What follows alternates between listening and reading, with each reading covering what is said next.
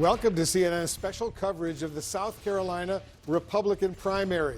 I'm Wolf Blitzer in Washington. Aaron Burnett joins us from New York. We're just 3 hours away right now from the polls closing. Donald Trump is expected to dominate in Nikki Haley's home state, where she was twice elected governor. But Haley says she's, quote, not going anywhere and plans to continue until the very last person votes. South Carolina's primary, Aaron, pick up our reporting. Yeah, it's open, Wolf. As you know, it means Democrats and independents can cast ballots in the GOP race, which is a significant thing. The Trump campaign had a weak showing among independent voters, as you'll remember in New Hampshire. The real question, though, is whether that will be enough to close the gap between Haley and Trump in South Carolina. Whereas, Wolf, you've been saying that the gap seems insurmountable, but we will see when the numbers come in. Of course, we've got a team of reporters all across the state, polling stations open across South Carolina. So let's start in Mount Pleasant, South Carolina. That's on the coast, just basically a suburb of Charleston, where Brian Todd is talking to voters. And Brian, what are they telling you?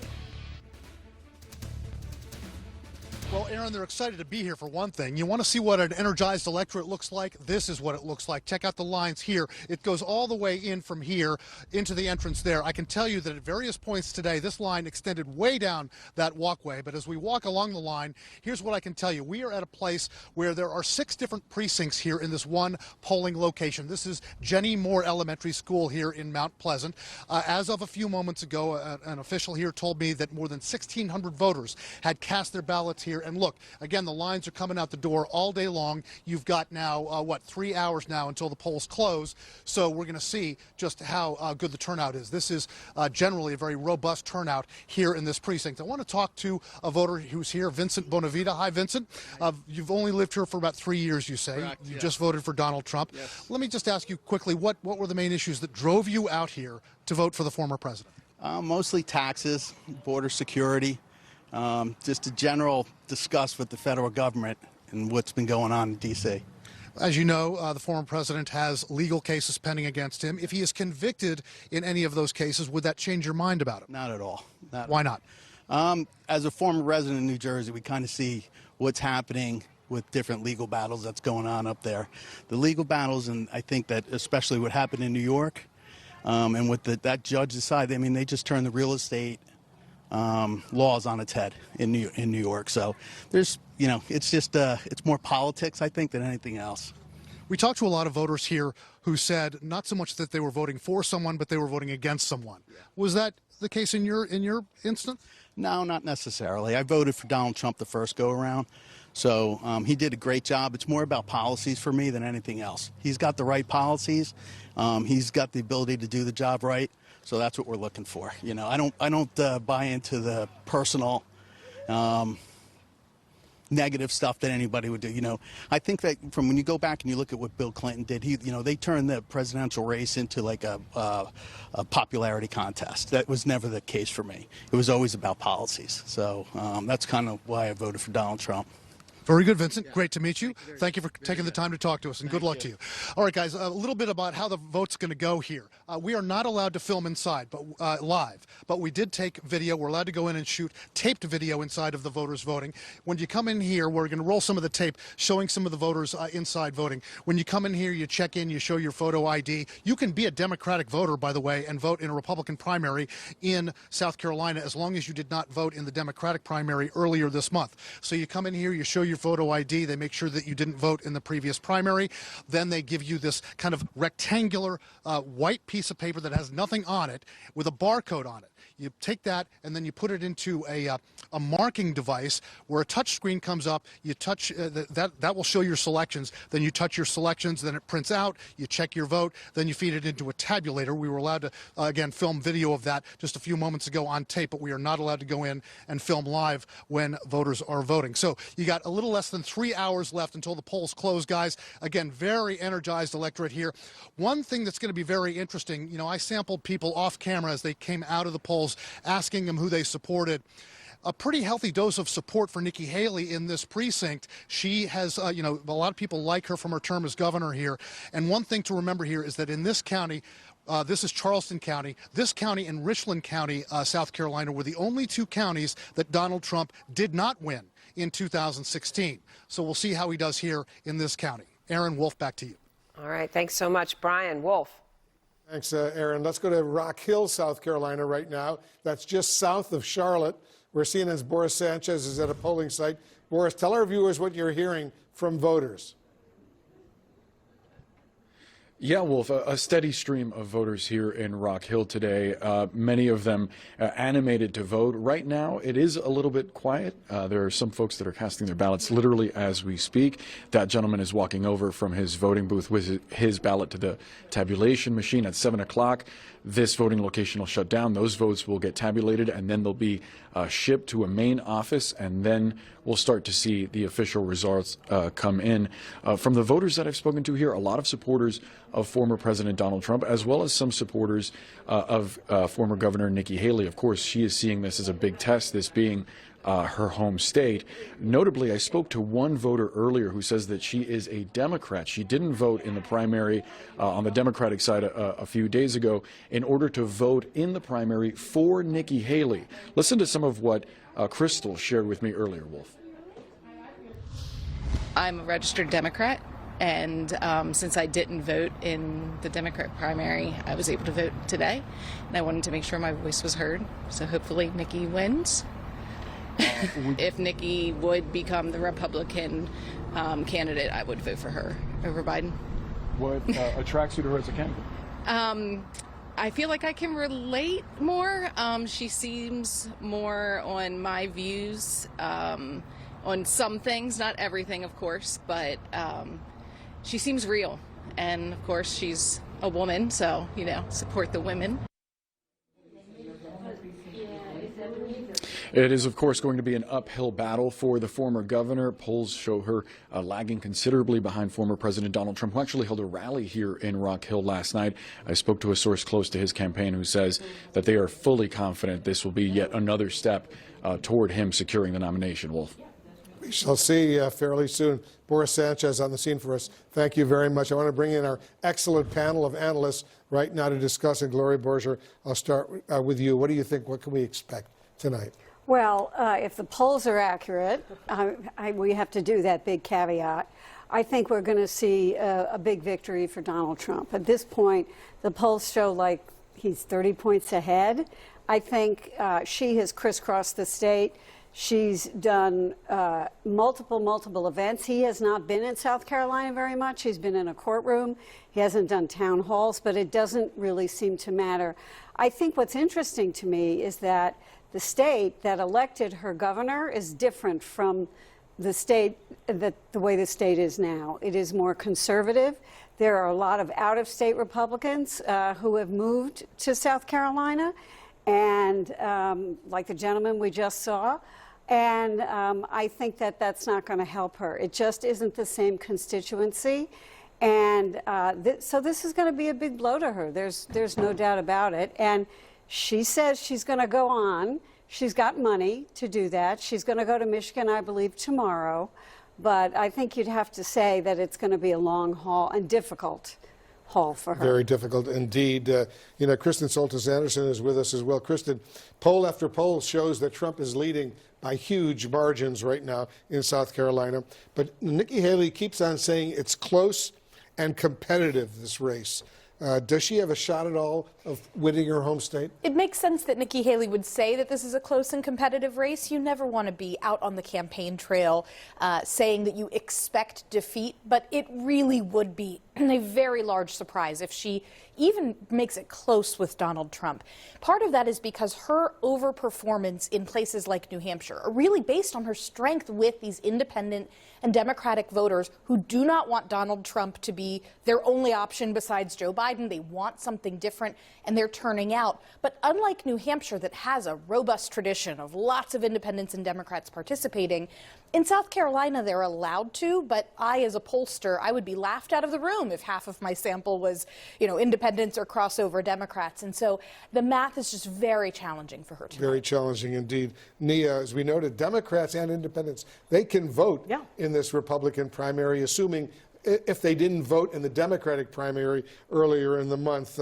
So you think that'll make a big difference tonight? No, it won't make a big difference at all. You know, listen, we heard from the woman there who hadn't voted in the Democratic primary. Looks like she is going to vote for Nikki Haley and would vote for Nikki Haley if Nikki Haley was the nominee, but they're not going to be that big of a part of this primary. A lot of the polling showed that folks who are liberals and moderates very much prefer Nikki Haley, but maybe they'll be 10 to 20, 10 to 15% or something of the electorate here, but by and large, it is Trump country in South Carolina. And listen, Nikki Haley has every right to continue, as she said she would in that sort of that pre-buttal speech she gave earlier last week. She's got money, as Gloria said, but the problem is if you can't win at home, right, in a state that you won the governorship of twice, if you can't win there with people who know you best, then how do you win down the line? Super Tuesday is coming up in a week or so. Many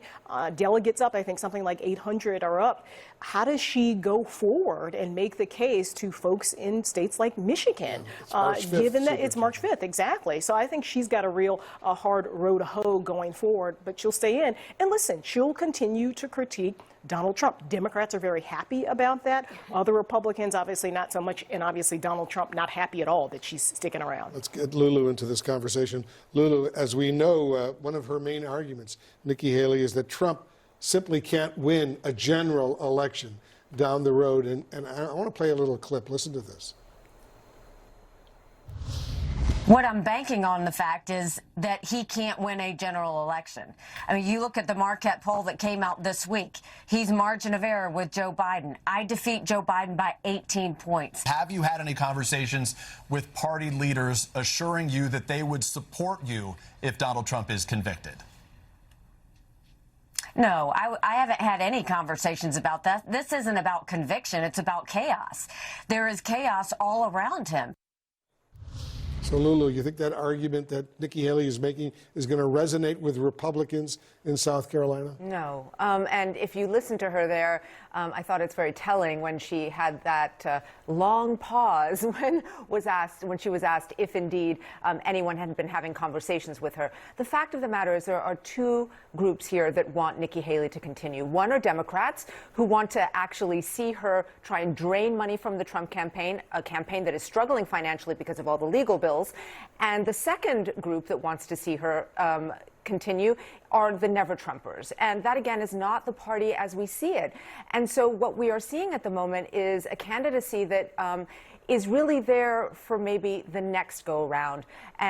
But it doesn't really seem viable for this one because, you know, what's in the middle of her and a general election is actually the process that we're going through now, and it's Republicans who are voting. And the problem with that is that we've seen in recent polls that she's actually been polling less well among Republicans. The more that they hear from her, the more that she attacks Donald Trump, the less they like her. I think the truth of the matter is that the Republican Party has changed. And it's a different Republican Party right now that she's trying to coalesce around her.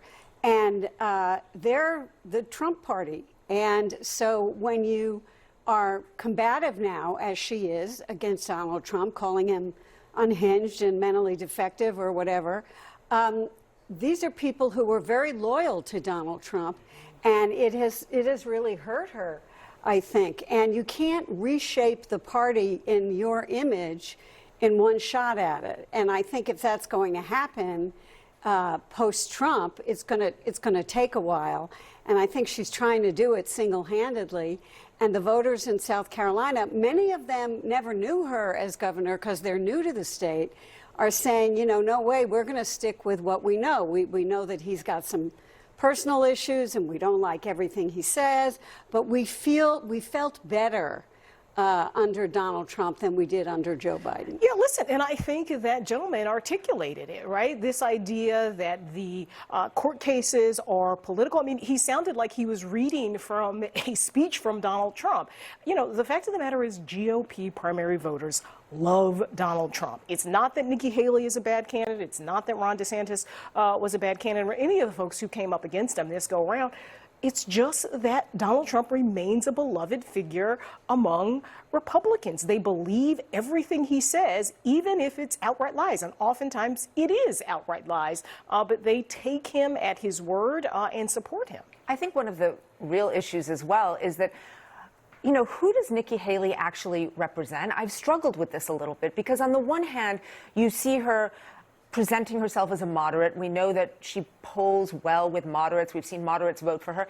And yet, when push comes to shove and you have listened to her actual positions, they are not actually moderate. I mean, we've just seen what happened with the embryo debate with the IVF, where she says, actually, I believe that embryos are babies. That is not a position that would be considered to be a moderate position. That is not a position that most Democrats, for example, would embrace. She struggled when asked about issues of race, for example. I mean, when she was governor of South Carolina, she actually did something that would be seen as very sort of something that moderates could embrace, which was take down the Confederate flag.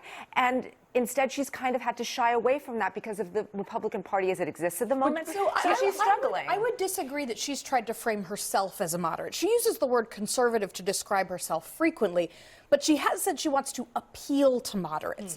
And I think what she really represents is a type of conservative, but a type of conservative maybe from a time capsule of a decade or more before, of a Republican Party that has transformed very much. And I think the reason why she has stayed in the race, even though it seems extraordinarily unlikely that she will be the Republican nominee, is to try to hold on to the notion that, hey, there is still this slice of the party. It's not a majority of the party, but it still exists, that believes those things they were saying a decade ago and believes that perhaps their time will come around again. We forget that she started out as a Tea Party candidate. Yes. Yeah. And so she was very conservative, but on foreign policy, you see the stark differences between her and Trump and the Republican Party right now. All right, everybody stand by. Don't go too far away. We have a lot more to assess. Still ahead, our special coverage of the South Carolina Republican primary will continue. We're checking in with the Trump and Haley campaigns. Plus, we'll talk about what Trump said while addressing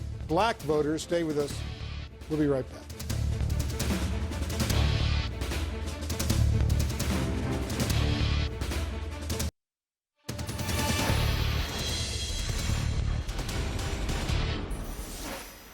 Well, fresh off his speech at CPAC, former President Trump is heading to South Carolina, a state that he hasn't spent much time in, although, of course, he's running against the former two-term governor of that state today, the votes. Kristen Holmes joins us now from Trump campaign headquarters. Those are in Columbia. And Kristen, what is the strategy from the Trump campaign at this point in the race? You know, how do they see it starting tomorrow?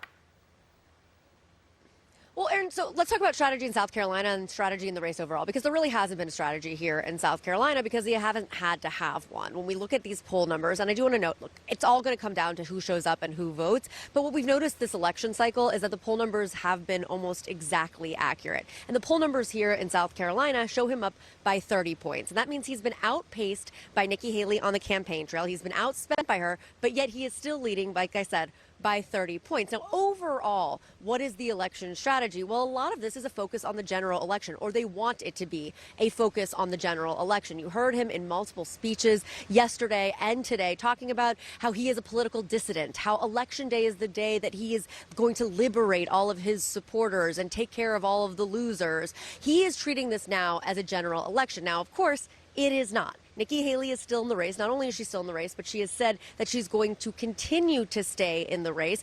But what we're really seeing from Donald Trump is trying to pivot to just hitting President Joe Biden. And certainly on the other side, Democrats, they are hitting former President Trump because they believe he's going to be the GOP nominee nonstop, linking him routinely to the overturning of Roe v. Wade, since he was the architect of that, as well as to that Alabama ruling by the Supreme Court. They are taking him on as though it's a general, and it is starting to feel that way again, even though the primary is not over. So, Kristen, I've also been hearing that the RNC is circulating some resolutions that would basically slow down Trump's takeover of the party, although that is a kind of questionable thing, as it appears to have already occurred. But what can you tell us about that? What are they actually trying to do at this final hour? I would say it's slowing the takeover of the actual committee. So let's talk about what happened 2 weeks ago, which is essentially we learned that Ronna McDaniel, who Trump has had issues with for a long time, who's the chairwoman of the RNC, offered to step down when Trump became the nominee. After that, Trump himself essentially acted as though he was the presumptive nominee, even though primary season isn't over, nominating someone he wanted to be the chairman, Michael Whatley from North Carolina, as well as his daughter-in-law, Lara Trump, and saying that he was going to implant, essentially, the leader of his campaign, Chris LaCivita, as the chief operating officer of the RNC. Well, this is a little bit of pushback to that. And it's interesting because we often think, as you said, that Donald Trump has already taken over the Republican Party. But clearly, there are still some members within the RNC who are pushing this resolution, one in particular. And what it would do is twofold. The first part of the resolution would ensure that nobody would be endorsing or everybody in the RNC would remain neutral until somebody was actually the nominee. And also part of that was making sure no one from any presidential campaign was actually put into the RNC. So clearly on that. There's also a second resolution that said that the RNC wouldn't pay anyone's legal bills, obviously Donald Trump or Haley's legal bills, unless they were related to the 2024 presidential election. So obviously there are still some people pushing back on Donald Trump. All right. Thank you very much, Kristen. And now let's go to Charleston, South Carolina. That's where Kylie Atwood is following the Nikki Haley campaign. And Kylie, you have been following this campaign from the beginning, from state to state. Now you're in Haley's home state. Polls predict her losing there by a wide margin, as Kristen was saying, 30 points. We'll see what happens, although thus far in this campaign, Kristen points out the polls have been accurate. What are you hearing from her supporters now? Well, listen, they're excited to cast their ballots for Nikki Haley today. A lot of them have already actually voted in the voting before Election Day today, the early voting that they were able to do. But what they're hoping is that they can give her at least enough support to give her a boost out of this state. And they know that she's probably not going to win here, but what they're hoping to do is give her enough support so that she can keep her campaign alive. Now, Nikki Haley's campaign, for their part, as you guys have been talking about, is saying that they're not going anywhere. They know the stakes, they know the odds, but Nikki Haley is going to keep campaigning until the door closes. And Haley, for her part, she went in, she cast her own ballot today for herself in Kiowa Island, which is where she lives. She took that opportunity to speak with reporters after and offer some very sharp criticism of what former President Trump said last night about the fact that he believes that Black Americans support him because they feel like he has been discriminated against, just like they have. Now, we haven't seen Nikki Haley consistently over the last year of her campaign get into a tit for tat with the former president, but she has increasingly done that in the last few weeks here in South Carolina. Listen to her criticism earlier today. It's disgusting, but that's what happens when he goes off the teleprompter. That's the chaos that comes with Donald Trump. That's the offensiveness that's going to happen every day between now and the general election, which is why I continue to say Donald Trump cannot win a general election. He won't. Now, Nikki Haley has tried to somewhat manage expectations here in South Carolina, saying that she hopes that she is able to perform in a competitive way. But after the New Hampshire primary, she said that she certainly has to do better here in South Carolina than she did in New Hampshire, where she was 11 points behind former President Trump. I asked her today if she hopes to actually get that goal, and she said, we'll have to see. Aaron? All right, Kylie, thank you. And Wolf. Aaron, we're following some major breaking news overseas right now. A U.S.-led coalition has just launched a fourth round of strikes against what are being described as dozens of Iran-backed Houthi targets in Yemen. Oren Lieberman is joining us from the Pentagon right now. Oren, update our viewers. What are you learning? Wolf, these strikes carried out just moments ago, according to two U.S. officials, by the U.S. and the U.K. As you point out, this is the fourth time we have seen this coalition carry out these strikes. According to two U.S. officials, it is against dozens of Houthi targets in Yemen across several locations. Those locations include the capital of Sana'a, as well as other locations used by the Iran-backed rebel group. According to one of the officials, the strikes targeted weapons, radar sites, command and control centers, as well as underground weapons storage facilities. The attacks were carried out by aircraft and perhaps more assets. We're waiting for more details here. This is a response to continued attacks on commercial vessels, including a number that have hit very recently, that have hit commercial vessels that have some association with both the U.S. and the U.K. here. In fact, one of those ships that has an association with the U.K. is now leaking oil in the Red Sea, and it's impossible to get to it, according to officials, because of the threat of Houthi attacks. Part of the challenge here is that in the middle of all of this, U.S. officials are trying to figure out how to handle the Houthis, because these ongoing strikes, including the coalition attacks, have done little to deter Houthi attacks on one of the world's most critical international waterways. Wolf? Very serious situation. We'll stay on top of it. Oren Lieberman, thanks very much for that update. Coming up, we're going to continue our special coverage of the South Carolina Republican presidential primary. Much more on that right after this.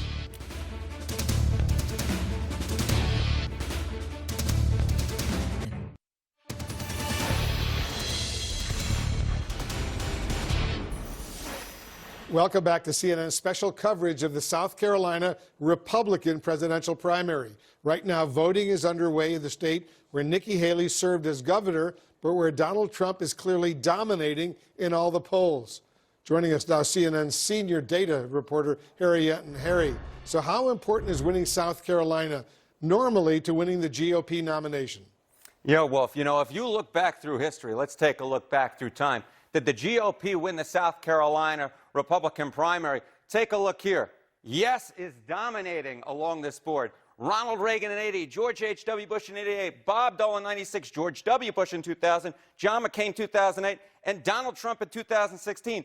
The only guy who didn't win South Carolina and then went on to win the Republican nomination was Mitt Romney back in 2012. Remember, it was Newt. It was Newt back in 2012 who won South Carolina and then basically didn't win another primary throughout the rest of the primary season. So winning South Carolina is very important. Now, going back through history, take a look at what happened back in 2016, Trump's 2016 South Carolina win. I think the real question this year is, can he win all 46 counties in 2024? Because he came pretty close back in 2016. He only lost a highly college-educated Charleston and Richland. That, of course, is where Columbia, South Carolina is. If he can do that, it can show that he's really gone in and is dominating the GOP, not just among non-college-educated voters, but among college-educated voters as well. And here's the other way that Trump could dominate. Winning Iowa, New Hampshire, and the first and South primary. Could Trump be the first Republican? It's only happened twice before. Jimmy Carter in '76 and Al Gore in 2000. Both of those, of course, went on to win the nomination. If you're able to do it, you really show your dominance in the Republican primary. Erin? All right, Harry. So here with my panel. All right, Doug, what are we going to learn today about the Republican electorate? I mean, I think the history Harry's showing is so crucial. And then, of course, you say, well, gosh, we're in this bizarre moment where the fact that there's even a race going on right now is a bet that history won't matter, that there's going to be some kind of a bizarre event that's going to occur, right? What are we going to learn tonight? I don't think we're going to learn anything that we don't already know. It's why the main thing that we're looking at is, what is the margin going to be? Very clearly, Donald Trump is going to win this. Very clearly, he's going to win it by a large margin. The question is that 29 points? Is that 31 points or more?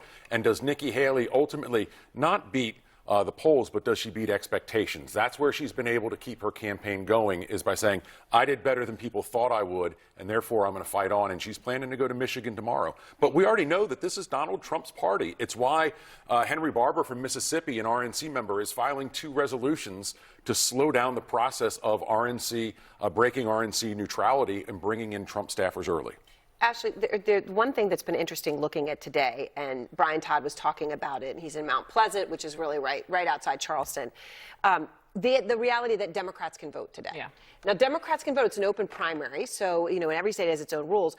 But I thought it was interesting only if you didn't vote in the Democratic primary a few weeks ago, which, while it didn't matter, still was a thing. Biden wanted it, right? He really pushed to get that bit. Okay. So does that, I mean, I know that we're talking about the margin, but is this a group that could matter at all? I suppose, but not enough to close a 30-point gap between Nikki Haley and Donald Trump. But this is the interesting thing. So when the Democrats had their primary, 97% of African Americans voted for Joe Biden. That was a big question mark around that primary race. Last night, Donald Trump was in South Carolina attempting to court black Wait, voters. so wait, the 97, just to make sure, so everyone listening, 97% of Democratic? African American. African of the electorate of registered African Americans by either party. And those that showed up, 97% of black folks who voted in that Democratic primary Okay. voted for Joe Biden and not Dean Phillips or Marianne Williamson. And that was a big question. Were folks going to show up and do a protest vote to say we want a different type of primary on the Democratic side? Last night, Donald Trump was trying to court African American voters.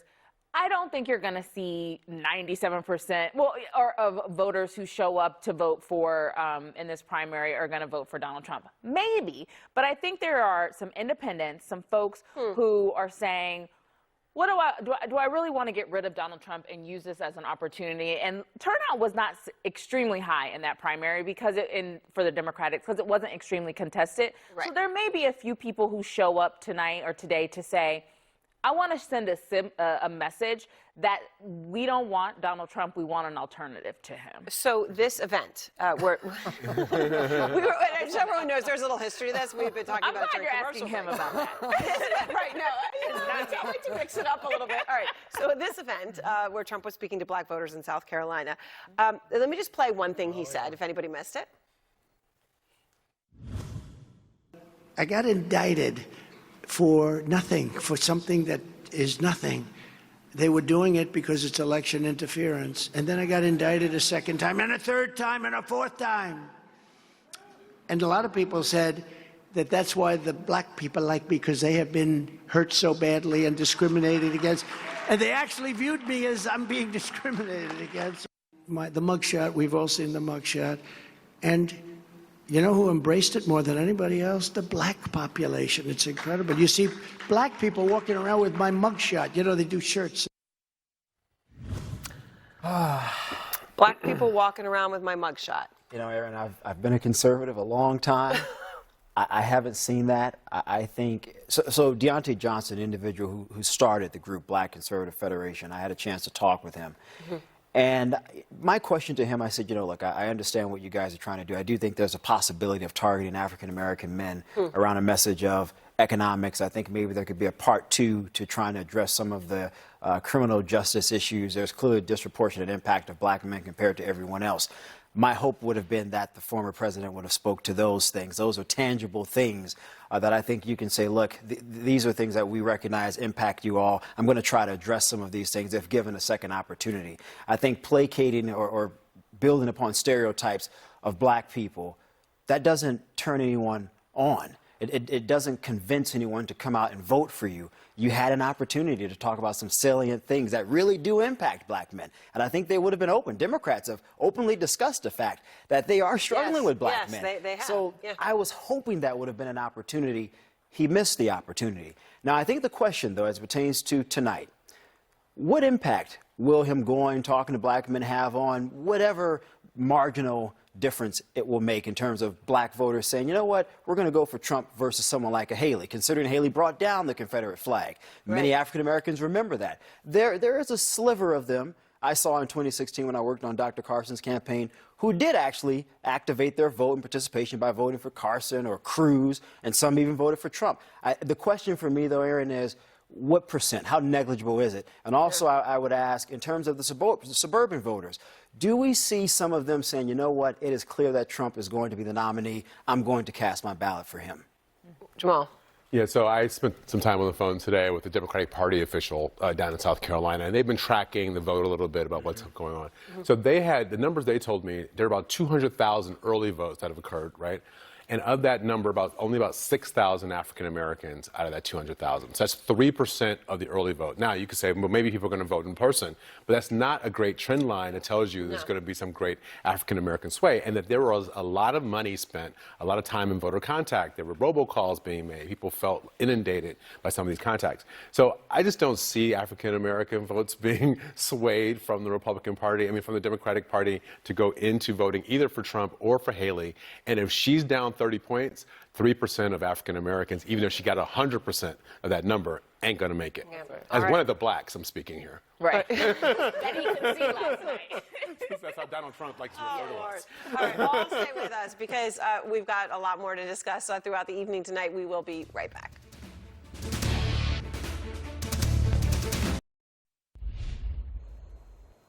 The body of Alexei Navalny, the main opposition leader to Russian President Vladimir Putin, has now been handed over to his mother more than a week after he died in a Russian prison. That, according to his spokesperson today. Navalny's mother has accused Russia of holding her son's body hostage, trying to blackmail her into burying him in secret. This comes as the world marks 2 years today since Russian President Vladimir Putin ordered the full-scale brutal invasion of Ukraine, triggering a brutal war with no end in sight. CNN's Nick Payton-Walsh is on the ground for us. He's live in Ukraine. Nick, on this important day, what are you seeing? What are you hearing? Yeah, Wolf, it's been a day in which we've seen in Kiev a startling array of European and Western leaders turning up to pledge their ongoing political, strategic support for Ukraine, emphasizing how this war that Ukraine began on its own 2 years ago has now, through so much Western support, essentially become part of a struggle in itself. That's certainly the narrative that Russia have embraced thoroughly. But also, too, I think a day in which many Ukrainians have had to take stock of exactly how their daily lives have entirely changed. Some even saying to me how they were texting about how they remembered 2 years ago a world without war. Well, it punctuates every moment of life here, and particularly Odessa, a town not far from where I'm standing in Zaporizhia, which over the past 2 nights has had deadly drone strikes that have taken lives, authorities saying because drone debris have fallen on buildings. Also, too, Russia's officials in the military suggesting that they in fact have taken 100 to 200 prisoners of Ukrainian soldiers during their taking of the town of Avdiivka that last weekend Ukraine voluntarily withdrew from. And I think within the promises of further help from Western nations, a recognition that so much is currently missing, so much is delayed. Key to that, the $60 billion from the United States that's currently held up by a Republican-led Congress. And so today I think President Zelensky's reminder of the 730 days of hope, he says, for Ukraine, doesn't really have necessarily an end in sight, as you said, and Ukrainians are dealing with a fight here that for them is entirely existential about their safety, about their freedom going forwards, but is currently seeing the Western unity that's kept them afloat for these past 2 years ebbing, or at least not delivering the aid and munitions they so urgently need, Wolf. Nick Payton-Walsh on the ground for us in Zaporizhia, right on the front lines. As I say to you every day, Nick, stay safe over there. Aaron, over to you. All right, Wolf. And now the story we're all watching this hour is the polls are getting ready to close in the state of South Carolina. Voters have been voting throughout the day today to make a decision that could effectively end the 2024 Republican primary season. Joining me now from Columbia is Drew McKissick. He is the chairman of the South Carolina Republican Party. He has endorsed Donald Trump. So I appreciate your time today. Can you tell me what you're seeing on the ground in the state at this time, 4:49? What's turnout look like? Well, first off, there's the early vote turnout to look at. So we had 208,000 people early vote for our primary, contrasted with 132,000 people that turned out for the entire Democrat primary here in South Carolina, which is only 20% of what they did 4 years ago. This, to me, says that we're looking at record turnout here. Our record was in 2016 at 765,000 people. I think we're going to break that tonight, and I think that speaks to the enthusiasm in the party right now.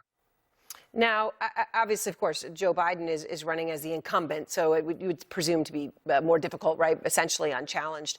But what does this turnout? They did give them the first nation primary now. Don't forget that.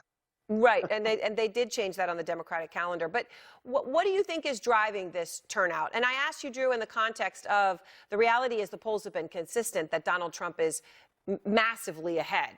And I want to ask you about how much, but massively ahead. The polls have shown 30 points. Often that's a difficult situation in which to get record turnout. So what do you think is driving it in that case? Enthusiasm and excitement. Excitement for President Trump. Excitement for taking back the White House. Excitement for kicking Joe Biden out of the White House. I mean, go down the list. The enthusiasm about the issues that we've talked about since 15 and 16. Whether, it's the immigration issue being at the top of everybody's mind, to the economy, to inflation, to the wokeification of America. I mean, go down the list. I mean, the issues are what move people. They get excited about that. They get excited about candidates that they feel represent those issues to them and will address them, speak to them. And I think you've got a lot of folks who want to turn out and make a statement today. So what do you think the margins will be? So I think the polls have been very accurate so far. We saw what we did in Iowa, which I know caucuses can be more difficult to poll, and even the polls there had it within say a point and a half, I think, of being right. New Hampshire was fairly accurate in terms of what the polls suggested. I think the polls here fairly represent what I've been seeing anecdotally and hearing on the ground. And when we look at the different counties that we've seen come in big in early voting versus those that did not, that again makes me feel like those polls are probably accurate. So I want to ask you about what Mr. Trump said last night. We were just talking about it on our panel when he was speaking to black voters. And he said that black voters like him because he's been indicted, among other inflammatory statements, right? He was talking about how, you know, black people carry his mugshot around, actually, were some of the words that he used. Do you find that acceptable, Drew? And if you do, tell me why. But if you don't, how do you get past it? Well, so first off, you know, look, Donald Trump has been speaking out in this country for a long time, and particularly on the political scene, obviously, since 15 and 16.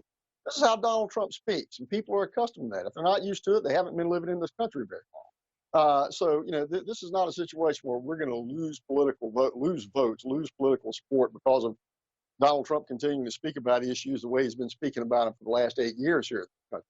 I mean, particularly here in South Carolina, I've seen the growth that we've seen here in this state in the last 3 election cycles, particularly the last 2 were the best in 150 years for Republicans here in South Carolina. So I get it. You know, South Carolina is not this state, is not that state. Things are different in different places. But I know what we've seen here, and I know what we're probably going to see today. Drew, I want to ask you because I'm not sure if we were misinformed. When I introduced you, I said you had endorsed Donald Trump. Have you endorsed him, or I mean, obviously, by the way, yeah, go ahead. So South Carolina, we've got a tradition of being neutral up until the primary is over. I have held to that, and you know, again, that's one of the reasons why we maintain that carve-out status, and states trust us with that. And by the way, I'll say we've always got it right. Since 1980, no Republican has become president of the United States without winning the South Carolina primary. We are traditionally the graveyard of presidential campaigns in a lot of ways, and I expect that's a tradition that will continue tonight. When you were going through, though, so I understand you haven't formally endorsed, but when you were going through the reasons that you thought Trump would win and all the enthusiasm, all of those comments were directed at Trump specifically, as opposed to Nikki Haley. Would you have that enthusiasm for Nikki Haley? I would presume you know her. Obviously, she's a 2-term governor of your state. Our job is to win the White House. So my point, my issue, my thing as a state chairman here in South Carolina is to support the people of South Carolina, support the Republicans here in this state. So they're making their voices heard right now. We'll see how it all shakes out after 7 o'clock tonight. And then we're going to have one team from South Carolina after it's over. All right, well, we will see. And as you said, those polls are closing here in these next couple hours. Drew, thanks so much. I appreciate your time on voting day. Absolutely. Thank you. All right, and we are just moments away from getting our first look at CNN exit polls. And this is going to be crucial to tell you who's voting and maybe how they're voting, what South Carolina voters are telling us about who they voted for, and the issues that are driving them to the polls today. Our special coverage continues after a short break.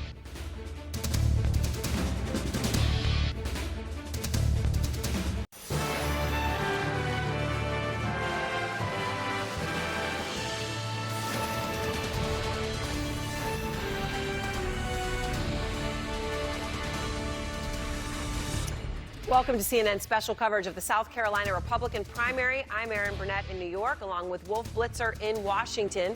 And we are just 2 hours away now from polls closing in what could be Nikki Haley's last chance to prove herself and slow down the Trump campaign.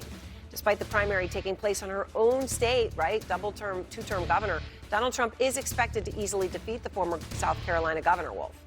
We're watching all of this so closely right now, Aaron. South Carolina's primary, as you know, is open, which means Democrats and independents in South Carolina can cast ballots in the GOP race.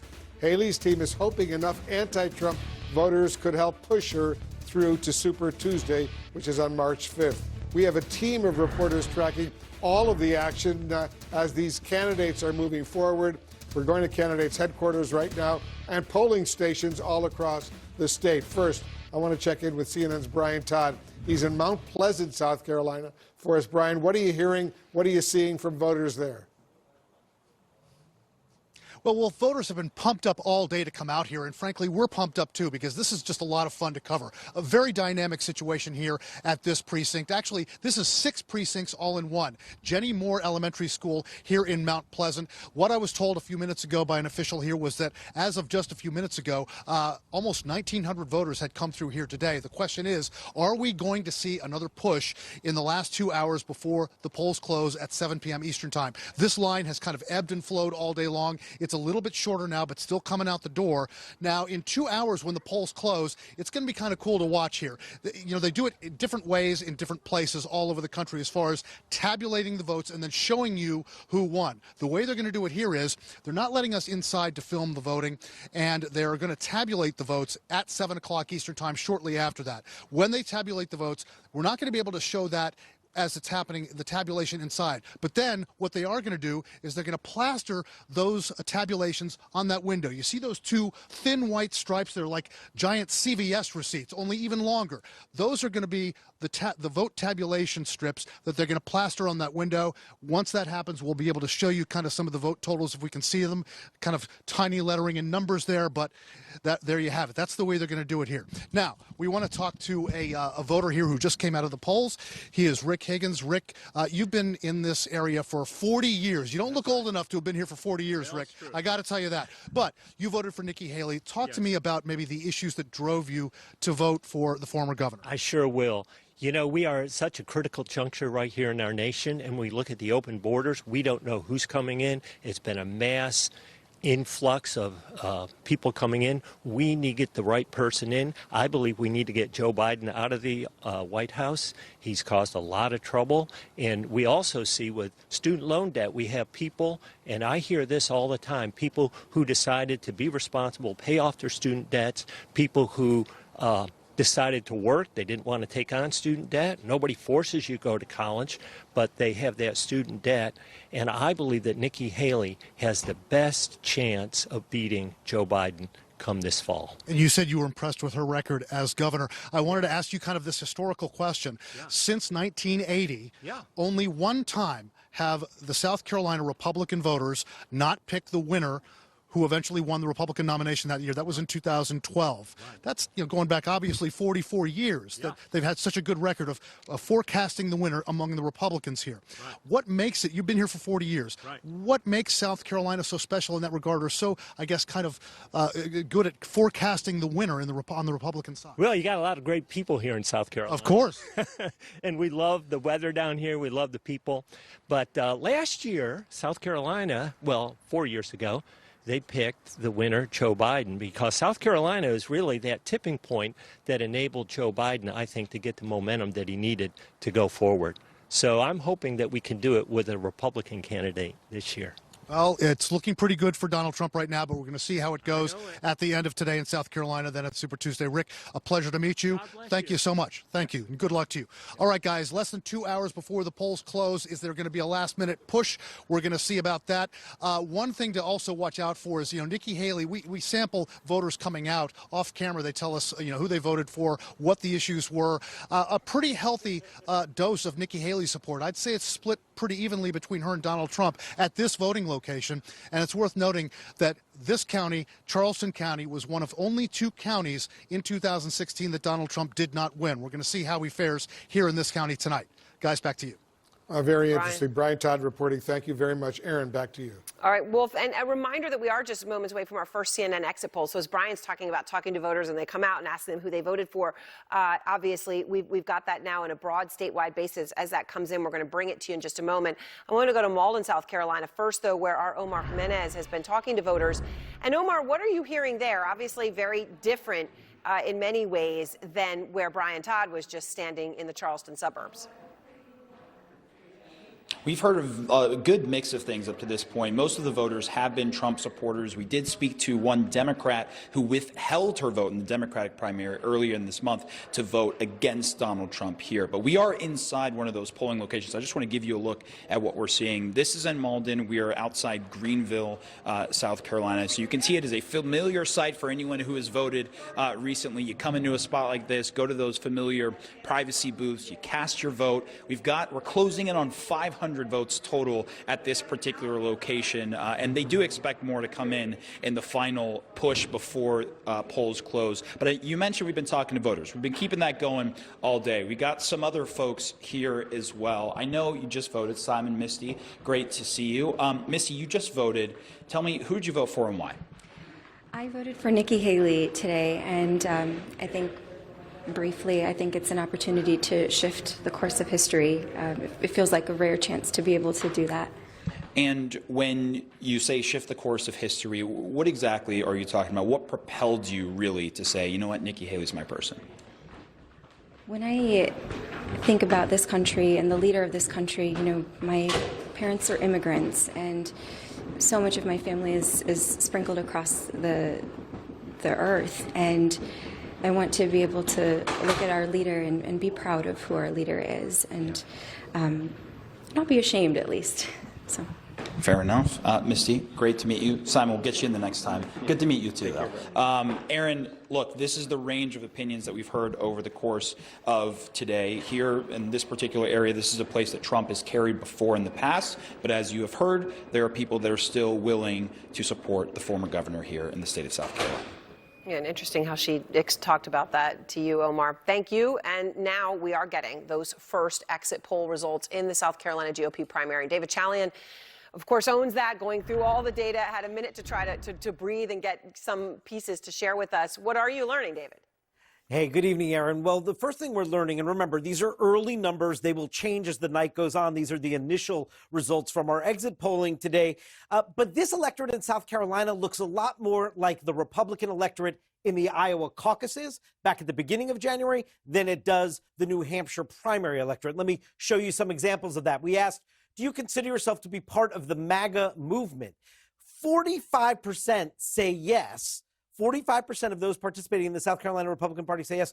49% say no. And that looks similar to what we saw in Iowa, whereas in New Hampshire, only a third of those voting in the Republican primary said they considered themselves part of the MAGA movement. Do you think Biden legitimately won the 2020 election? Here in South Carolina, in this primary today, only a third, 32%, say that he did legitimately win. Only a third give the correct answer to this question. 2/3, 65%, wrongly say that Joe Biden did not legitimately win the 2020 election, but that is what they believe, obviously, after hearing so much of that from Donald Trump and others. Again, that looks more similar to Iowa than New Hampshire. How about ideology? Here, 43% of the electorate, Aaron, considers themselves very conservative, 36% somewhat conservative, 17% moderate, 3% liberal. Those bottom two categories only add up to 20% of the electorate, and that's where you would imagine Nikki Haley goes hunting for her most votes. In New Hampshire, those two categories were a much bigger share of the overall electorate than they are here in South Carolina. And we asked, are you a white, born-again evangelical Christian? 61% of the electorate says yes, they identify as born again or evangelical Christian. 39% say no. Radically different from New Hampshire, where only 19% were white, born again evangelical Christians. This again looks similar to the Iowa caucus electorate. And remember, Donald Trump won the Iowa caucuses by 30 points. He won the New Hampshire primary by 11 points. And this electorate looks more like that Iowa electorate, Aaron. All right, David, and we're going to get back to David for more results later in the hour. Doug, all right, so this says what the polls said in a sense we would expect, right? That this would be a very pro-Trump group, but this is very Trumpy. It is, and you know the 20% that David talks about. I think we can also extrapolate just on the interviews. And that's moderate plus liberal, self-identified moderate and right. liberal combined get you to 20%. And I think most of those people were probably standing behind Brian Todd in line, going to vote. That's where those voters are coming from. They're not coming from the more rural parts of the state. They're not coming even from, by and large, Columbia, where you do have more highly educated voters as well. And that's ultimately part of Nikki Haley's problem here. The math doesn't work on this. And so Haley's trying to make a completely different argument. And what she is saying is America is not happy with this field. America does not want Joe Biden. They don't want Donald Trump. It's the movable force versus the resistible force versus the movable object. Sorry about that. And America's not happy with this. That's why I'm an alternative. The problem is That's not a great message in a Republican primary, even in our home state.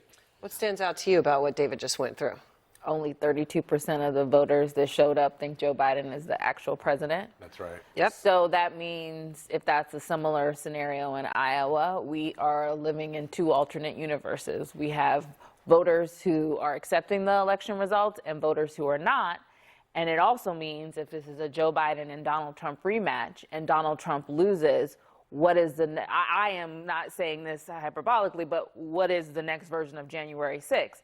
Particularly when you have people at CPAC this week who are literally saying behind closed doors and democracy that in democracy, we didn't do it on January 6th, we'll get it done again. That is very troubling. That is a sign that we need some form of intervention, that folks understand that our elections are secure and safe and are accurate. I mean, look, you got a combined 79% who are very conservative or somewhat conservative. After this, we go to Super Tuesday, March 5th, 21 states. Most of those states, in terms of the outlook of likely GOP primary voters, will be very similar in terms of where they align themselves on the ideological spectrum. That absolutely benefits Donald Trump. So if you're Nikki Haley, the question is, you lose by 30%. You're saying you're going to continue on the Super Tuesday. You lose by 30, 40% potentially in some of those states. You don't walk away with a single win, with a single delegate. What's the message to your supporters and certainly to your mega donors to continue to fund your campaign when at some point even those donors are going to face reality and say, is it time for us to just put our dollars behind Donald Trump, as some of them already have? Jamal, it also raises the question, if you're in a situation like this, it seems like one of the big bets for Nikki Haley and those backing her has been keep going and show that you're there, so that if something happens, if he is convicted, if if this asteroid comes in, that she's there. That's right. But what the voters seem to be saying is, even in that case, it wouldn't be her.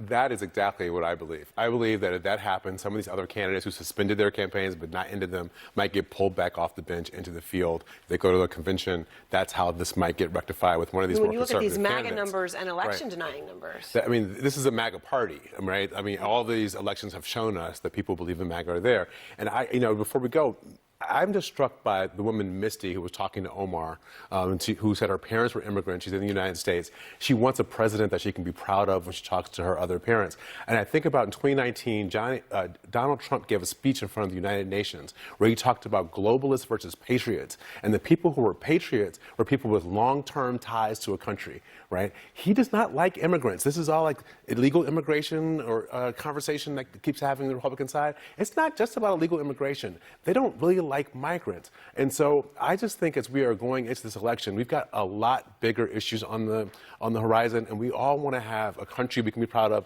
a president we can be proud of. I'd be proud of Nikki Haley. I might not agree with her for a lot of reasons, but I would think she would at least be a constitutionalist who could represent us on the world stage. I just don't think that Donald Trump is that person. And do you have any surprise, Doug, I also taking a step back here, when David's saying how closely these exit polls mirror those of Iowa, where Trump won by 30 points, as opposed to New Hampshire, where he only won by 11. In the context of the fact that she has outspent him, she is a two-term governor, she obviously, that means you have all sorts of baggage on both sides, but a lot of people there know and like her. Yeah, well, they do know and like her, but they know and love Donald Trump. And, when you were interviewing the state party chair earlier, he talked about the term enthusiasm. And Donald Trump has very intense enthusiasm. The crowds at CPAC may be smaller for him, but the people who are there scream louder. They're yelling for Freebird, and they're yelling for it as loud as they can. And that's the reality of where the Republican Party is throughout the country. And let's remember, it was better for Nikki Haley in New Hampshire, but she didn't win it. No. And that's the challenge moving forward, is this is Donald Trump's party. The fact that he wants to put his daughter-in-law as the co-chair of the party sort of codifies that, because that's what's going to happen. And it doesn't get better for her. It does not get better for Nikki Haley. I mean, Jamal, you raised a point about this is the MAGA party. It's true. The idea of contextual small C conservatism really doesn't exist. This is a party now that is a nationalist populist movement that now has control over the party. Now you see the former president saying, this is the guy who I want to lead the RNC, the current North Carolina chairman, who is quite effective. Remember, they censured Tom Tillis, for example, because he wasn't in lockstep. They censured Tom Tillis, also the former senator from North Carolina, my old boss, Richard Burr. So think about what is more MAGA than censuring 2 of your senators who are both Republicans. That's about as MAGA as it gets. And I've known Michael Whatley for 20 years. I think he's done a pretty good job at North Carolina GOP that has struggled to do a good job, and I've seen some of that up close. But when you've censured 2 of your own people, that is the most MAGA argument you can make. But if you're Nikki Haley and you're a moderate Republican or an establishment-like Republican, Aaron, we have to face the reality here that this is a very different party. And the hope is that if President Trump loses in November, the former president, some have argued that this perhaps may be the opportunity for the pendulum to swing back to the other side to regain control of the party. Yeah. I'm not convinced of that, though. But he might I'll just say, I agree with you, Sir Michael. I think that this is the Republican Party. It is a MAGA party.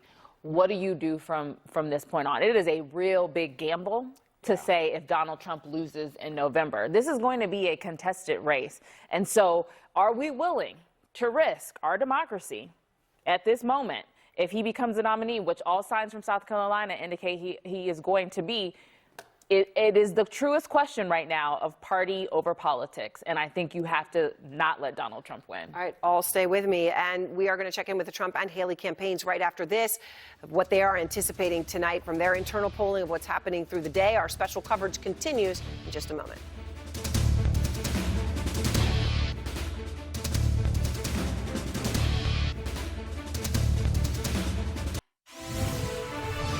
All right, now we're following some major breaking news overseas. A U.S.-led coalition has just launched a 4th round of strikes against more than a dozen Iran-backed Houthi targets across Yemen. Oren Lieberman is joining us once again from the Pentagon. What are you learning now, Oren? Wolf, the U.S. and the U.K. carried out strikes on 18 different targets across 8 different locations, according to a statement from the coalition, which includes the U.S. and the U.K. that carried out the strikes themselves, and the countries that support and backed this operation, including Canada, the Netherlands, Australia, Bahrain, and several others. In this case, the 4th round of coalition strikes we have seen. There was one earlier this month and 2 last month. In this case, they targeted underground weapons storage facilities, the weapons themselves, one-way attack drones, missiles, and more, as well as radar sites and more. The goal here being to try to disrupt, degrade the ability of the Houthis, the Iran-backed rebel group in Yemen, to target international shipping and commercial vessels in one of the world's most critical waterways. That coalition statement says there have been at least 45 attacks on commercial vessels and naval vessels operating in the Red Sea and the Gulf of Aden. You can see them right there on that map. And because of the threat to the region, the coalition says it necessitated a response. Part of the challenge here, according to U.S. officials, is that the strikes we have seen the U.S. carried out over the last several months do not appear to have had any deterrence effect on the Houthis. These attacks have continued despite the U.S. going after their weaponry, their command and control, their radar sites, and more. And that's part of the challenge here. That being said, Wolf, the warning is clear here. If the Houthi attacks continue, so too will the U.S. strikes. Yeah, it looks like it's escalating over there. Oren Lieberman at the Pentagon. Thank you very much. Aaron, back to you. All right, Wolf, and returning now to the special coverage of the South Carolina Republican presidential primary. Voters have about an hour and a half left now to cast their ballots. Polls close at 7 p.m. Eastern. Kristen Holmes is following the latest with the Trump campaign. So she is in Columbia, those headquarters tonight. So, Kristen, obviously it looks like Trump will be victorious, and we'll see how this goes. We'll see how it goes. Exit polls certainly also indicating that. How badly does Trump want to beat Nikki Haley in her home state? I mean, what sort of a margin would make him feel that this was a victory?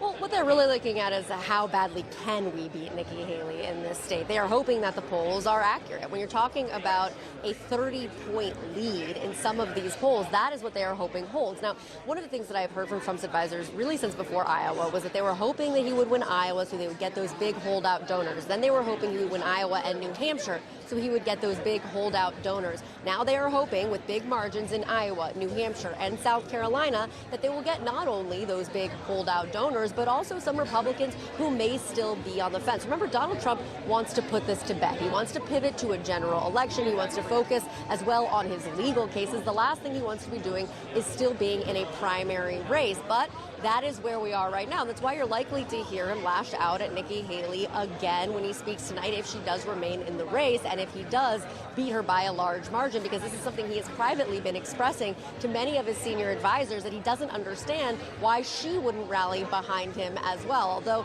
it does appear, at least somewhat, that ship might have sailed at this point. She continues to say that she is in it till the end, till every primary vote has been cast. But again, what they're hoping for tonight is another resounding margin so they can move forward and really start to focus potentially on a general election, giving the illusion that he is the presumptive nominee, even though the delegate math wouldn't be there yet. Right, of course, right. Even though he's won everything, he doesn't have enough delegates to say that it's his yet, and he won't after tonight either. Kristen, thank you. Wolf.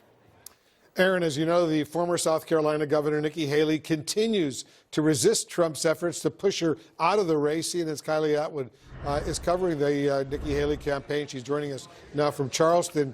Kylie, Nikki Haley has said she hopes to come closer to Trump than she did back in New Hampshire. But how realistic is that? Well, Wolf, there has not been a single poll in the last month or so that shows her coming closer to former President Trump here in her home state of South Carolina than 30 to 35 points. But of course, that doesn't mean that it's impossible, right? We don't know what's going to happen until we actually see those votes tallied up. And Nikki Haley, for her part, appeared to sort of manage expectations today, saying that she hopes that it's going to be competitive, but not talking about coming within a certain margin of the former president. Now, she was also asked about her strategy for Super Tuesday, and she said the strategy is to give voters an option and see, of course, which option they choose. She also went on to say this. Take a listen. You know, you might go to Russia and they'll anoint kings there. But here in America, we have elections and people's voices are heard. And how blessed are we that we get to do that? And so we want these states to be able to vote. Between now and 10 days from now, another 21 states and territories will be voting. And I think that's a great thing. They want their voices heard. Now, she also called it disgusting that former President Trump said last night that he believes that black people like him because he has been discriminated against like they have. She has been very sharp in her critiques of the former president, no matter what he does, you know, the actions he's taking, the things that he is saying over the last month. And just to take a step back, Wolf, that's not what she did at the beginning of her campaign. She was asked earlier today if she wished she went harder after Trump earlier on in her campaign, and she says she has no regrets, that was part of the strategy to beat out all the other contenders and then really narrow in on the former president. And now we're watching to see how that strategy here in South Carolina worked, where she has put tremendous resources into the state, more than 30 campaign events just over the last month alone, while the former president, Trump, has only had 2 or 3 events here in the state. Wolf? Very interesting. Kylie Atwood in Charleston, South Carolina for us. Thank you very much. Still ahead, new CNN exit polls are now coming in. Our David Chalian will join us after the break with what mattered most to voters in South Carolina when casting their ballots.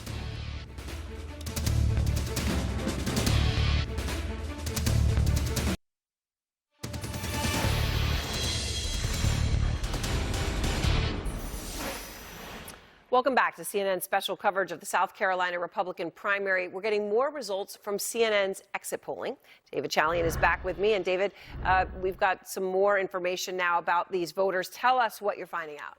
Yeah, so one of the questions we ask is what candidate quality mattered most to your vote today, Aaron? And in the South Carolina Republican primary, 37% said the candidate, the quality that mattered most, fighting for people like me. 33% shares my values. And you can see, can defeat Biden, the electability quality, and has the right temperament, are each at 13%, much lower priority for this Republican electorate. And those, of course, have been the core of Nikki Haley's arguments. Now, take a look here among Trump supporters. This is fascinating, Aaron. Among Trump supporters, 91% of them say they are voting for their candidate. Only 8% of Trump supporters say their vote today is a vote in opposition to the opponent. That is totally different from what we see in Haley's coalition. Still, a majority say they're voting for their candidate. 59% of Haley supporters say that. 40%, though, 4 in 10 Haley voters are casting their ballot in opposition to Donald Trump. And then we asked, when did you decide on your candidate? And this is astounding. 78%, that number way down there at the bottom, before Iowa and New Hampshire voted. This was a locked-in electorate even before they saw the results of what was happening in the other early states, Erin. That is really stunning. That's 78%. That just screams off the screen. That is unbelievable, David. All right. Thank you so much. Sure. Wolf. Let me bring back our panel, Erin and Kristen. Let me start with you. What's your reaction hearing those exit poll numbers? Two big numbers stick out to me. The 13% saying that they are voting on electability, the ability to beat Biden, that is the death knell for Nikki Haley. She has made that the centerpiece of her campaign. And frankly, it's both Haley and the entire rest of the Republican field has run into the problem that Donald Trump has performed well against Joe Biden in a lot of general election polling over the last year. The argument that Haley keeps making that there's no way Donald Trump can win simply isn't true. Donald Trump absolutely could be elected president in November. So that's number one that sticks out to me. The other one is the fact that so many Haley voters are voting against Donald Trump. This is why it is so important for Trump to not alienate Haley's coalition as much as his instincts will be to try to do so. Say, oh, if you're not with MAGA, get out of my party. If all of those people don't show up for Republicans in November, he will have a problem beating Biden. But 91% of those voters voting for Trump say they were voting for him and not against anyone else. And that shows you the level of enthusiasm for Donald Trump. I mean, they're locked in, 78% were locked in for a long time. The previous primaries didn't matter. And they're not voting against anyone. They're just voting for Donald Trump. For Nikki Haley, it seems, she believes like if she could just skip over all these primaries and go to a general election, she might have a better shot at it because she does well in those polls. But it just shows you that they see Donald Trump as someone they want to become president, and they see him as a fighter. I and think that's right. important. Yeah. That 37%, right? And he leans into that, right? This idea that he is fighting for their cause, they identify with that. And so, you know, I think that's actually going to be a strong point for him, too, in a general election, if he gets there. This strong identification that these voters have with him. And listen, that's across the board. I was in South Carolina a couple of weeks ago, and some voters, these are Democratic black voters, who were saying that they thought that Donald Trump, too, was a fighter. Talking about the economy being better under Donald Trump. So those are things I think in this poll, he clearly knows that sort of image of him as sort of a strong guy who takes it to folks and can improve folks' lives. It's clear that folks believe that he's a fighter for them. Lulu, you want to weigh in? Yeah, I mean, one of the things that I find really astonishing by all these numbers is that in many ways this entire Republican primary season has been performative. It was almost like it was foretold that Donald Trump was actually going to be the nominee, and that is something that certainly his campaign that he has been pushing. But when you see those numbers, that this was locked in, that they had made this decision not weeks ago, but months ago, then you really do see that how many Republicans are actually persuadable, how many Republicans are actually looking for a different candidate. And so, you know, when you look at Nikki Haley's candidacy, you see a candidacy that, you know, some people would try to say, well, is she leading the resistance? Is she leading some kind of future party in which Donald Trump is no longer there, or he gets taken out in some act of God?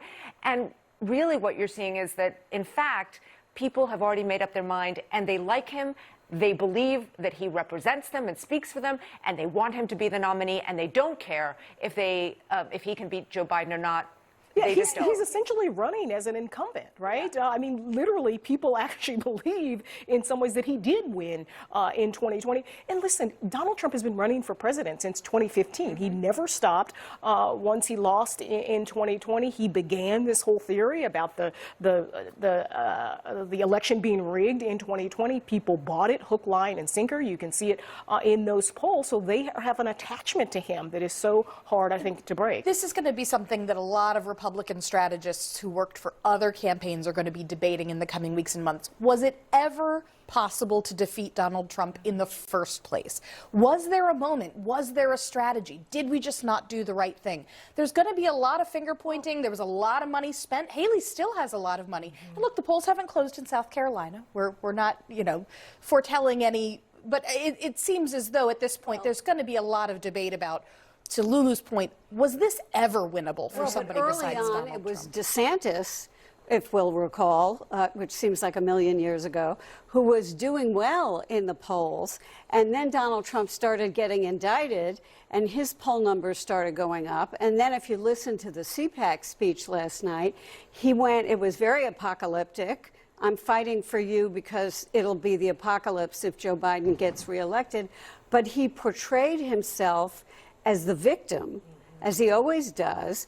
And that's when DeSantis's numbers started going down. And so the more he fights, the number 33% shares my values, that is important because people believe, these voters believe that Donald Trump is fighting for them. And no matter what he says, at CPAC he called himself a dissident. And many people can look at that and say, well, what's been going on in this country, I don't agree with either. So I'm a dissident too. And he's played it. They were played also it calling very for cleverly. not Donald Trump, but there were members of CPAC there who were speaking, calling for the end of democracy. And Right. so, these things go hand in hand. This is a very when Donald Trump speaks and he calls himself a dissident and he uses that language, what he's talking about, of course, what he's trying to impart to his followers is that, hey, I am someone who is a victim of oppression. This entire administrative state, this entire democratic establishment is coming after you. And look, I am the perfect symbol of that. And that resonates with them. Yeah. And so one step further is then saying, actually, we don't even like democracy. Yeah. We don't believe that democracy has worked for us. Look, it was taken away from Trump in 2020, and so we don't believe that this is actually a democracy that works for us. And it's also, I think it's also a replay of this idea that he's an outsider, right? That's what worked so well for him in 2016. He was this millionaire. He was on The Apprentice. He could shake the system up, right?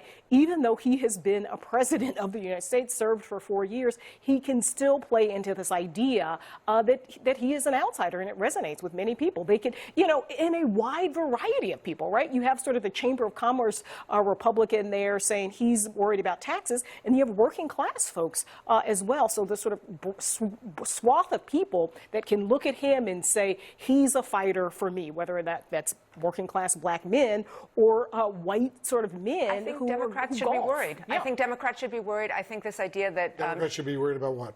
Democrats should be worried that they will lose the next election to Trump. To Trump. I think they absolutely are. But what I'm saying is, that's why what Nikki Haley was saying, as you pointed out, that somehow she is more electable. The polls show that. That may very well be true, but the fact of the matter is that Trump has such a very strong hold on the electorate, and Biden does not have that strong hold over his base. And so, it is going to very much depend on who will turn out and how this all plays out once we get to the general. I think the worry for the Democrats, and you see this here, is that their supporters will stay home. Right, exactly. Because they're not enthusiastic about Joe Biden. They don't like the race particularly. Unless Joe Biden can make the case about the stakes of this election, you want to talk about democracy being of existential importance to this country. Unless Biden can show himself to be a fighter for people and show that he has succeeded, there's a problem there. Looking at these polls, these people are locked in. They're locked in. Listen, those are Republicans, so these they are Republicans, mostly. But Nia, you're from South Carolina. I'm from South Carolina. So yeah. Does any of this surprise you? No, it doesn't surprise me. This is Trump country. It has been for years since Donald Trump sort of took over the party, so it's not a surprise. In talking to folks in South Carolina, and again, these were some Democratic folks who have a sort of a revisionist idea of Donald Trump, that maybe it wasn't so bad when Donald Trump was president. They felt like they had more money and that prices were better when Donald Trump was president. So Biden and Democrats have a long way to go, I think, in turning those voters back out in November of 2020. All right, ladies, everybody stand by. We have a lot more to discuss. Our special coverage will continue. We'll speak with former United States Representative Republican Will Hurd about why he's backing Nikki Haley right now. We'll also speak to him about the future of the Republican Party.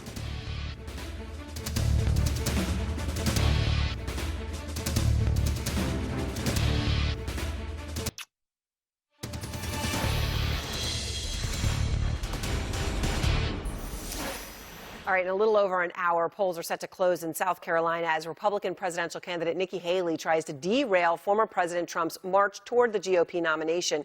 Joining me now to talk about it is the former Republican presidential candidate Will Hurd. He is backing Nikki Haley in this race. So, Congressman, thanks for being with me. You're backing Nikki Haley. The polls have showed her by 30 points, and her goal here has been to do much better than that. You see the exit polls that we're getting. Exit polls are still just polls, but these are actual voters. 78% of them said they made their mind up before anyone even voted in the state of Iowa. And you see only 20% of them combined identify as moderate or liberal. And half of them say they're MAGA. 65% think that Biden didn't legitimately win the election. What do you take away from this so far? Well, there's a couple things I take away from that exit polling. That, Donald Trump supporters are super enthusiastic for him. We all know that, and that's true. But there's also a lot of people that don't like Donald Trump, and those are the folks that ultimately need to be activated. It's this assumption that only independents and moderate folks are coming out for Nikki Haley. Nikki Haley was a Tea Party governor in South Carolina. She gets a lot of those conservative votes. And there's one trend that we saw in early voting data. There's a lot of low propensity voters, people that don't generally vote in primaries coming out. We'll see once all the votes are counted. And I just want to remind all my friends watching your wonderful show, the count is 63-17 right now. This is not over. This is not a fait accompli. We don't coronate kings in America. We actually go the election. And prior to today, only 2.8% of eligible voters in the United States of America have had the opportunity to vote. There's a lot more votes that need to be counted. Well, and that is a stunning reality of this. I want to just hone in on something you just mentioned, that you said you were looking at in early voting. And obviously, those are people who voted prior to Election Day. But that low propensity voter, what does that say to you, Will? Well, look, it can go one of two ways. It can be people that, first time they vote was in 2016, or it could be people that have never voted and they're ready to come out and they're tired of the chaos. These could potentially be the people that are like, wait a minute, Donald Trump has no money. Joe Biden has a lot more than him. And Donald Trump's going to use the money that's given to his campaign to go to pay for his legal fees. The fact that, his lying for decades in New York has caught up to him, and he owes $450 million to New Yorkers. That's one of the reasons why Donald Trump wants Nikki Haley out of the race, because he wants the RNC money to pay for the campaign so he can use his money to pay for his legal bills.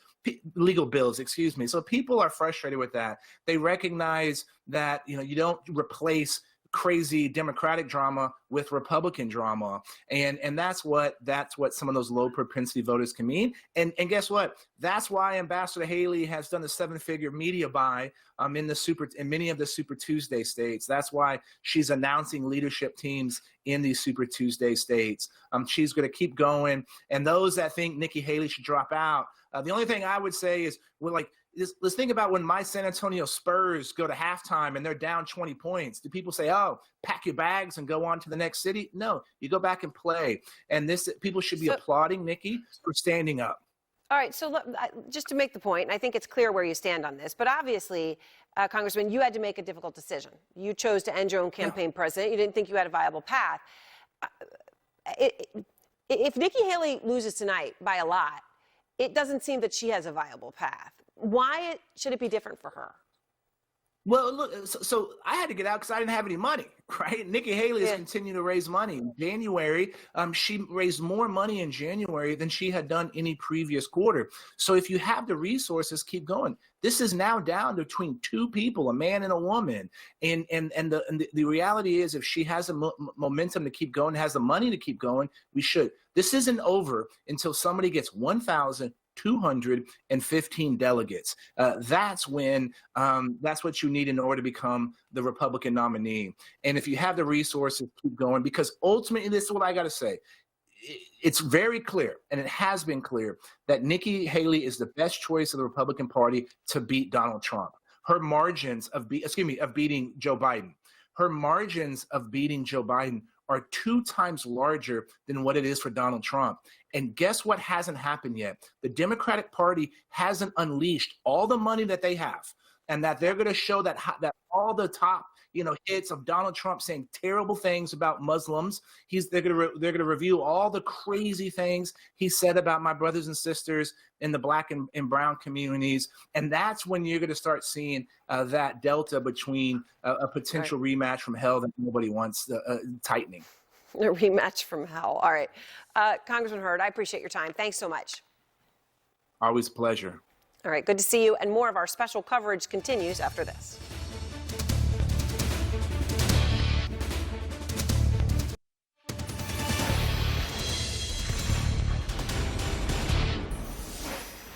Nikki Haley is hoping a home field advantage will give her a much-needed boost tonight.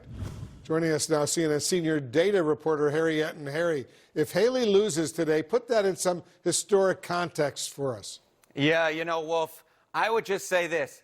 Nikki Haley probably needs to win tonight if she wants to be the GOP nominee, because nominees who have lost their home state primary on either the Democratic or Republican side since 1972, there's a do not enter. It could also be a stop sign, because it's happened 0 times. It has never happened. We've never had a major party nominee who lost their home state in the primary. So for Nikki Haley, she's got to win tonight. Now, just to give you an idea of some South Carolina delegate math, there are 50 delegates at stake, and I'll note a big winner could sweep it. Why is that? Because 29 delegates are awarded to the statewide winner. Doesn't matter if you win by 1 vote or 100,000 votes, you get 29 delegates, and then 3 delegates are awarded to the winner of each of the 7 U.S. House districts. So if you win all 7 U.S. House districts, you get another 21 delegates. So it could very well be that if you win statewide by a lot, you sweep those congressional districts, Wolf, you could in fact go on and win all 50 delegates. It's not proportional anymore, not like Iowa or New Hampshire, Wolf. And very quickly, Harry, how will tonight's result play into the overall delegate math needed to be the Republican nominee? Yeah, Wolf. So, look, things have been kind of going at a snail's pace recently, but over the next month, they will be going very rapidly. When can a candidate get 50% plus 1 of all the GOP delegates? Few of the states are truly proportional. 56% of the delegates are allotted by March 12th. That's less than a month away.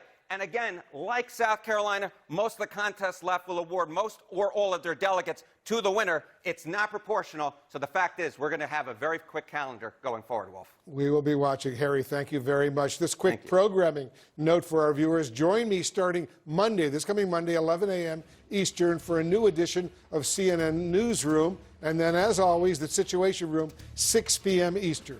Thanks very much for watching. More special coverage of the South Carolina GOP primary continues right now with Jake Tapper and Anderson Cooper.